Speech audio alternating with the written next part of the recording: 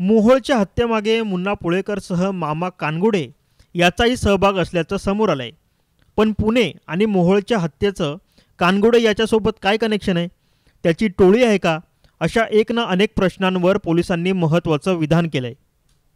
मी सांगितलं ना की हा जो मुख्य आरोपी आहे मुन्ना पुळेकर, त्याचा जो मामा आहे नामदेव कानगुडे आणि दुसरा एक नातेवाईकच आहे मारुती विठ्ठल गानले, तर त्यांच्याशी शरद मोहोळचा वाद होता आणि याच्यापूर्वी त्यांच्यात म्हणजे काही मला वाटतं भांडण झाल्याचे पण रेकॉर्ड आहे पोलीस स्टेशनला।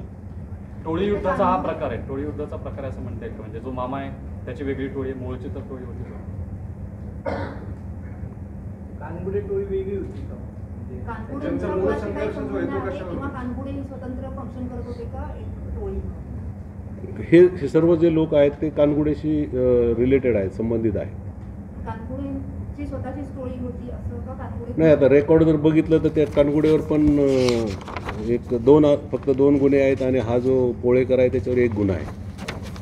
कानगुडे टोळी म्हणजे त्यांचं पुणे शहराशी काय संबंध होता? म्हणजे ते जसं मोहोळ शरद मोहोळची टोळी होती किंवा गेल्या अनेक दिवसात रेकॉर्ड होतं, तसं कानगुड्यांचं पुण्याशी काही संबंध होता? कानगुडे पहिले पुण्यातच राहत होता सुतारदरा त्या ठिकाणी, नंतर तो भुगावला राहायला गेला। देश विदेशातील प्रत्येक घडामोडींचे लाईव्ह अपडेट मिळवण्यासाठी आता साम टीव्हीच्या सर्व सोशल मीडिया प्लॅटफॉर्मला लाईक, फॉलो आणि सबस्क्राईब करा। तसंच सर्व नोटिफिकेशनसाठी बेल आयकॉन प्रेस करायला विसरू नका।